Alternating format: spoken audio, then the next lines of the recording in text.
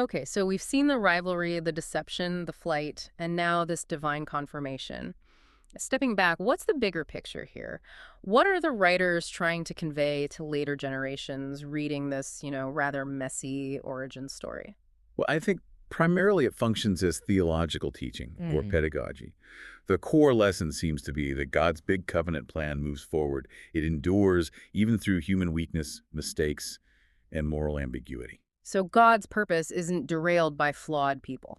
That seems to be the message. Hmm. God's election holds firm. And they didn't sanitize the story. They included the uncomfortable details, perhaps because they show God working in the midst of real complicated human life, not just through perfect heroes. But that raises that classic tension, doesn't it, between God's sovereignty and human free will? If God had already decreed the older would serve the younger, why did Rebecca and Jacob even need to scheme and lie? Did their actions matter? That's the million-dollar question, isn't it? And the text doesn't resolve it easily. It holds that tension. It's not presenting a kind of fatalism where human actions are irrelevant. It's more dynamic. Yes, it seems to portray a dynamic interplay. God's overarching purpose, God's call on Jacob, exists right alongside genuine human choices, choices that have real consequences, both good and bad. The divine plan unfolds through these human actions, not in spite of them. And ethically, you mentioned it doesn't endorse the means. Does the story offer any judgment on whether the ends justified the means here, securing the covenant blessing through deceit? It avoids a simple yes or no. The text is quite subtle. It doesn't say what Jacob and Rebekah did was good. Instead, it shows the immediate, painful results. The family is shattered.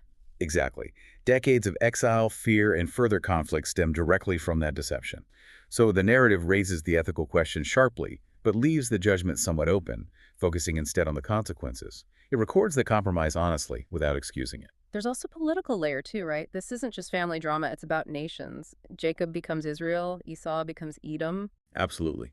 For the original audience, this story served as a foundational explanation for their relationship with their neighbors, the Edomites.